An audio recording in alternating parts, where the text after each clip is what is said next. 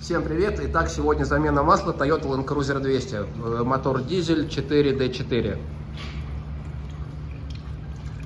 Для того, чтобы поменять масло, нужно снять заднюю защиту, слить его. Вот у меня тут оно еще капает потихонечку в бутылку. Переднюю защиту снимаем для того, чтобы заменить фильтр. Довольно-таки хитрая система, нестандартная. Вот, но на упаковке самого фильтра все написано, как делать. Для этого понадобится среднего размера трещотка.